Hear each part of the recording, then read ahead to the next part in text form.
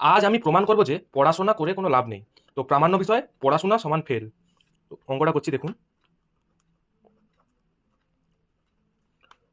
না পড়লে সমান ফেল, ঠিক আছে? পড়লে সমান ফেল না, ঠিক আছে? এই দুটোকে যোগ করতে হবে।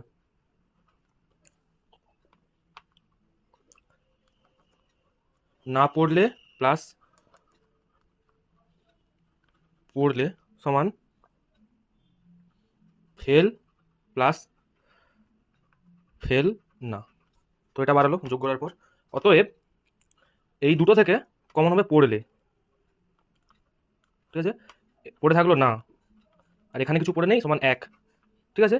এখান থেকে পড়ে থাকবে ফেল, এখানে কি, এখানে হবে যে 1 আর